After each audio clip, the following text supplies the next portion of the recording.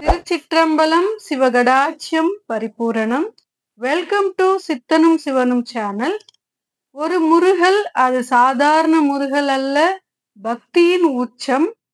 இவர் எந்த இசையும் பயிற்சி இல்லாதவர், ஆனால் இசை கலைஞர். இவருடைய இசையினால உலக இயக்கத்தையே ஒரு நிமிடம் நிறுத்தியவர். அவர் யார், அவருடைய சிறப்பும் வரலாறையும் பத்தி தான் இன்னைக்கு பார்க்க போறோம். பார்க்கறதுக்கு முன்னாடி சித்தனும் சிவனும் சேனலை சப்ஸ்கிரைப் பண்ணிக்கோங்க, கூடவே பெல் ஐக்கானை கிளிக் பண்ணிக்கோங்க. அப்பதான் நாங்க போடுற வீடியோஸ் உங்களுக்கு நோட்டிபிகேஷனா வந்து சேரும். இப்ப வாங்க வீடியோக்குள்ள போலாம். 7ஆம் நூற்றாண்டு சோழ நாட்டுல ஒரு பகுதியா இருக்கக்கூடியதா மழநாடு. இங்க பூஞ்சோலைகளும் நீர்வளமும் பச்சை பசுமையான நாடுதான் திருமங்கலம். இந்த திருமங்கலம் எங்க இருக்குதுன்னா, திருச்சி லால்குடியில இருந்து 4 கிலோமீட்டர் தூரத்துல இருக்குது. திருமங்கலம் ஒரு புண்ணிய பூமியும் அப்புறம் பரிகார தலமும். இதனுடைய சிறப்பும் வரலாறையும் நான் உங்களுக்கு இந்த வீடியோவோட கடைசியா சொல்றேன். அதனால வீடியோவை ஸ்கிப் பண்ணாம பாருங்க. சரி, இப்போ இந்த திருமங்கலத்துல மேலோங்கிய ஆயர்குடி குலத்துல ஒரு குலவிளக்காக பிறந்தவர் தான் ஆனாய நாயனார். இவரை பத்தி தான் பார்க்க போறோம். ஆனாய நாயனார் இவருடைய தொழிலே மாடு மேய்ப்பது. மாடு மேய்ப்பது அப்படின்னா நம்ம ஒரு சுலபமான வேலை நினைக்கிறோம். ஆனா கிராமப்புறங்கள்ல ஒரு 10 மாடு வச்சிருக்கிறவங்கள போய் பார்த்தா அதனுடைய கஷ்டம் நம்மளுக்கு தெரியும். இப்போ இவங்க தொழிலே மாடு மேய்ப்பது அப்படின்னா, இவர்கிட்ட நிறைய மாடுகள் இருக்குமா. இவர் வந்து மாடுகளை பிரிச்சு பிரிச்சு ஒரு தொழுவம், ஒரு மாட்டுக்கும் ஒரு தொழுவம் வச்சிருந்தாரு. காளை மாடுகளுக்கு ஒரு தொழுவம், பசுக்களுக்கு ஒரு தொழுவம், பசுவும் கன்றுகளுக்கும் ஒரு தொழுவம், சென மாடுகளுக்கு ஒரு தொழுவம், புதுசா கண்ணு போட்ட மாடுகளுக்கு ஒரு தொழுவம், பால் மறந்த மாடுகளுக்கு ஒரு தொழுவம், கிடாரிகளுக்கு ஒரு தொழுவம், இந்த மாதிரி பாட்பாட்டா தொழுவங்கள் வச்சிருந்தாரு. இதனாலேயே இந்த ஆண் இறைகள் அதிகமா இருந்ததுனாலதான் இவருக்கு ஆனாயர் அப்படின்ற பேரும் இருக்குது. இவரு இந்த மாடுகளை எப்படி பராமரிக்கிறாரு அப்படின்னா, இந்த தொழுவங்கள்ல மிக சுத்தபத்தமா வச்சுக்கிட்டு அந்த மாடுகள் எல்லாம் தூய்மையாகவும் வச்சுக்கிறாரு. இவர் வந்து இந்த ஆன்மீக ரீதியாவதான் அந்த மாடுகள் எல்லாம் பாக்குறாரு. பஞ்சகவ்யம் கொடுக்கிற மாடை வந்து அன்பாவும் அக்கறையாவும் பார்த்துக்கணும்ன்றது இவருடைய முதல் எண்ணம். அதனால மாடுகள் எல்லாம் சுத்தபத்தமா வச்சுக்கிறது அப்படின்னு பாத்துக்கிறாரு. ரொம்ப சிறப்பாவும் நல்லா மாடுகளுக்கு எந்த நோய்வாய்ப்படாம அந்தந்த மாடுகளுக்கு எந்தெந்த மூலிகை கொடுக்கணும் அப்படின்றதுல ஒரு சிறப்பா இவர் அத மாடுகளை பார்த்துக்கிட்டு வர்றாரு. பச்சை பசுமையான புல்கள் தான் மேய விடுறாரு. தூய்மையான நீர் கொடுக்கறது. இந்த மாதிரி காட்டு வழியா தான் போகணும். மாடு ஓட்டிக்கிட்டு போகும்போதும் வரும்போதும் மாடுகளை அந்த காட்டு விலங்குகளெல்லாம் எதுவுமே அண்டாம இவரு பாதுகாப்பா பார்த்துக்கிட்டு வர்றாரு மாடுகளை. இந்த மாதிரி இவரு மாடுகளை பார்த்துக்கும் போது இந்த இனப்பெருக்கம், மாடுகளுடைய இனப்பெருக்கம் வந்து அதிகமா ஆகுது. மாடுகள் அதிகமாக ஆக இவருக்கு ஒரு நல்ல பேரும் இருக்குது அந்த ஊர்ல. இந்த மாதிரிதான் போயிட்டு இருக்குது இவர் தொழிலு.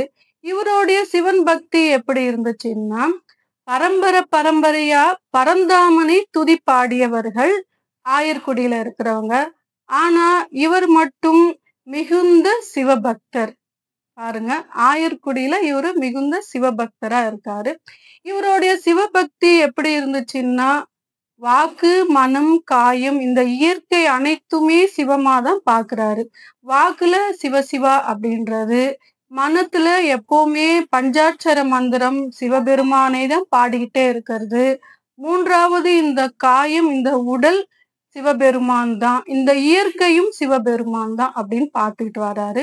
அப்புறம் நெத்தி நிறைய விபூதி தான் பூசிக்குவாராம். இவர் எப்பவுமே போகும்போது, மாடு ஓட்டிக்கிட்டு போகும்போது வரும்போது எப்பவுமே அந்த புல்லாங்குழல் இசைப்பதுன்றது ஒரு சிறப்பு, தனியான திறமை இவருக்கு அந்த புல்லாங்குழல் இசைப்பது. இந்த புல்லாங்குழல் இசைக்கும் போது ஒரு பாட்டு பாடும்போதே, அந்த பாட்டு பாடும்போதே ரொம்ப வருஷங்களுக்கு பயிற்சி வேணும்னு சொல்லுவாங்க இசை கலைஞர்கள்.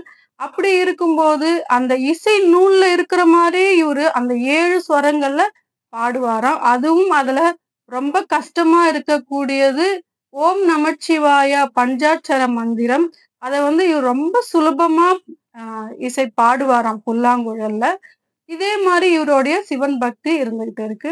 இப்ப ஒரு நாள் இவரு மாடு ஓட்டிக்கிட்டு போகும்போது, சிவபெருமான் இவரு எல்லாமே இயற்கைய பார்த்த வண்ணமா தான் போவாரு. அப்ப சாதாரணமா தெரியறது, அடுத்தவங்க கண்ணுக்கு சாதாரணமா தெரியறது, இவர் கண்ணுக்கு மட்டும் ஒரு மரத்த பார்த்தா சிவமா தெரியறது, ஒரு கிளைய பார்த்தா லிங்கமா தெரியறது. இந்த மாரி தான் சிவபெருமான அவர் பார்த்துக்கிட்டே வராரு. இந்த மாரி இருக்கும்போது, ஒரு நாள் காலை பொழுதுல கிளம்புறாரு.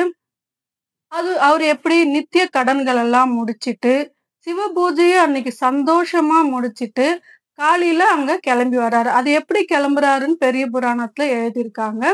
உச்சியில கொண்டையும், கொண்டைய சுத்தி பூவும், இது நெத்தி நிறைய விபூதியும், செந்தாங்கல் மலரையும், அப்புறம் ஒரு இலைகள காதுல சொருவிக்கிறாரு. கழுத்துல பூமாலை போட்டுக்கிட்டு, ஒரு கையில கோலும், ஒரு கையில புல்லாங்குழலும் எடுத்துக்கிறாரு. கால்ல தோல் பாதுகைய போட்டுக்கிட்டு கிளம்புறாரு. மாடு வழக்கம் போல மாடுகள ஓட்டிக்கிட்டு போறாரு.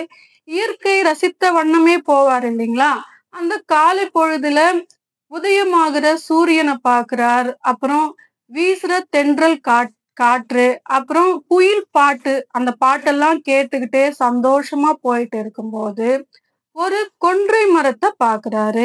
அது கார்காலமா இருக்கிறதுனால அந்த கொன்றை மரத்துல பூக்கள் எல்லாம் கொத்து கொத்தா பூத்து குலுங்குது அந்த மரம்.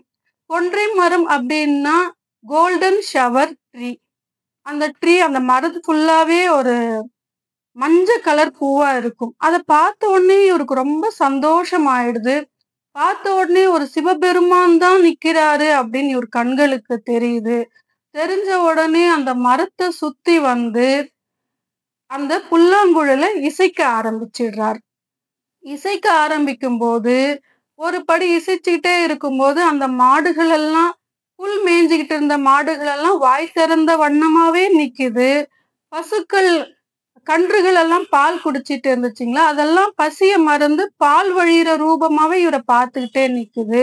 அந்த காட்டு விலங்குகள் எல்லாமே இவர சுத்தி நிக்குது. மயில் மேல நாகப்பாம்பு வந்து விழுது. யானை, சிங்கம், புலி, மான் எல்லாம் இந்த போன்ற காட்டு விலங்குகள் எல்லாம் சுத்தி நிக்குது. அப்ப பாருங்க, பகைய மறந்துட்டு வேட்டையாடுறத மறந்துட்டு மான் பக்கத்துல புலியும், யானை பக்கத்துல சிங்கமும், மயிலுக்கும் நாகத்துக்கும் ஆகாது இல்லைங்களா? அதுவும் ஒன்னோட ஒண்ணா இந்த இந்த இசையில மயங்கி எல்லாமே நின்னுகிட்டு இருக்குது. இன்னொரு படி அதிகமா ஒரு மனம் உருகி வாசிக்கும் போது இயற்கை காற்று வீசுவது கம்மியாயிடுது. ஓயாமல் அடித்து கொண்டிருந்த கடல் அலை ஒரு நிமிடம் நின்னுடுது. அங்க ஆகாயம் கார்மேகம்ல ஆகாயம் நகருது கூட அப்படியே நின்னுடுது. பறக்கிற பறவைகள் எல்லாம் அப்படியே நின்னுடுது. இந்த மாதிரி இயற்கை அடுத்தபடியா நின்னுடுது. அடுத்தது இவர் இன்னும் ஒரு படி உருகி இசைக்கும் போது தேவலோகம், நாகலோகம், அங்க இருக்கிற மக்கள் எல்லாம் கூடி நிக்கிறாங்க. இந்த இசை இன்னும் அவர் உருகி உருகி அந்த நமச்சிவாய மந்திரத்தை பாடும்போது கைலையில் இருக்கின்ற சிவபெருமான் காதிலையும் இது போய் கேக்குது. அப்போ சிவபெருமானும் ஒரு நிமிடம் அந்த இசையை கேட்ட வண்ணம் இந்த பூலோகத்துக்கு ஆனாய நாயனார் முன்னாடி நின்னு, ஆனாயா இதை இசைத்த வண்ணம் என்னோடு வா அப்படின்னு ஆனாய நாயனார கூட்டு போயிடுறாரு. சிவபெருமான் ஒரு முறை ராவணன் இசைக்கே மயங்கியவர் அப்படின்றத நம்ம பார்த்திருக்கிறோம். அதே போல்தான் ஆனாய நாயனாருடைய இசைக்கும் அவர் மயங்கி அந்த வண்ணமே அவரை ஆனாய நாயனார கூட்டுட்டு போயிட்டாரு. இப்போ நம்ம இந்த நாயனார் வரலாறுகள் எல்லாம் பார்த்துக்கிட்டு வரோம் இல்லையா? இப்போ நாயனார் வரலாறுகள் பார்க்கும்போது ஒரு சோதனை, ஒரு கட்டத்துல சோதனை அதுக்கப்புறம் அதுல ஜெயிச்சு சிவபெருமானை அடைவார்கள். ஆனால் ஆனாய நாயனார் இந்த இசைத்த வண்ணமே சிவபெருமான் கூட போயிட்டாரு. இதுதான் இவருடைய ரொம்ப சிறப்பு. அதுவும் அவர் பிறந்த திருமங்கலத்திலேயே அந்த ஊர்லயே முக்தி ஆயிடுறாரு. இதுதான் ரொம்ப ஆனாய நாயனாருடைய சிறப்பு வரலாறு. இவருடைய குரு பூஜை கார்த்திகை மாதம் ஹஸ்தம நட்சத்திரத்துல கொண்டாடப்படுது. மிக விமர்சையாக கொண்டாடப்படுது. திருமங்கலம் ஒரு புண்ணிய பூமி, பரிகார தலம் அப்படின்னு சொல்லியிருந்தேன் இல்லைங்களா?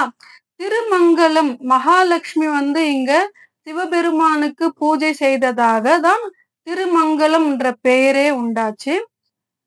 தலம் பரிகார தலம் அப்படின்னு சொல்லியிருந்தேன் இல்லைங்களா? அது பரசுராமர் இங்கதான் மாத்ரு தோஷத்துல இருந்து நீங்கினார் அப்படின்ற ஒரு வரலாறு இருக்குது. அவர் பூஜித்த லிங்கமும் பரசுராமர் தீர்த்தமும் அங்க இருக்குது. மூணாவதா சண்டிகேஸ்வரர், அவரு பித்ரு தோஷத்துல இருந்தவர். அவருடைய கனவுல அவருக்கும் எங்க போயும் பித்ரு தோஷம் நீங்கவில்லை. சிவபெருமான் அவர் கனவுல போய் இந்த திருமங்கலத்தில இருக்கக்கூடிய இந்த தலத்துக்கு பூஜை செய், அப்போது உன்னுடைய பித்ரு தோஷம் நீங்கும் அப்படின்னு சொன்னாரு. அதனால அவரும் பூஜித்த லிங்கமும் சண்டிகேஸ்வரருடைய உருவ சிலையும் இந்த கோவில்ல இருக்குது. அதுவும் ஒரு சிறப்பு. அவரும் ஒரு நாயனார் தான். அது அடுத்தடுத்த கட்ட வீடியோல நம்ம பார்த்துக்கிட்டு வரலாம். முன்னோர்களுடைய சாபமும் பித்ரு தோஷம், ஜாதகத்துல பித்ரு தோஷம் இருக்கிறவங்க, திதிகள் தவசங்கள் எல்லாம் சரியா கொடுக்க முடியலன்னு நினைக்கிறவங்க இங்க சாமவேதீஸ்வரரை வணங்கி வழிபட்டாலே போதும், அதெல்லாம் நீங்கிடும் அப்படின்ற வரலாறு நம்மளுக்கு இருக்குது. ஆனாய நாயனாருடைய கதையில இருந்து நம்ம புரிஞ்சிக்க கூடியது என்னன்னா, இசைக்கு மயங்காதவர்கள் யாருமே இருக்க முடியாது. நம்ம மட்டும் இல்ல, அனைத்து ஜீவராசிகளும் இசைக்கு மயங்கியது. இந்த இசைக்கு தெய்வ சக்தியை ஈர்க்கும் ஆற்றலும் உண்டு அப்படின்றத நம்ம இந்த கதையில பார்த்திருக்கோம். ஆனாய நாயனாருடைய சிறப்பும் வரலாறையும் பத்தி இன்னைக்கு பார்த்தோம். அடுத்த பதிவுல இன்னொரு நாயனாருடைய சிறப்பும் வரலாறையும் பத்தி பார்க்கலாம். நன்றி.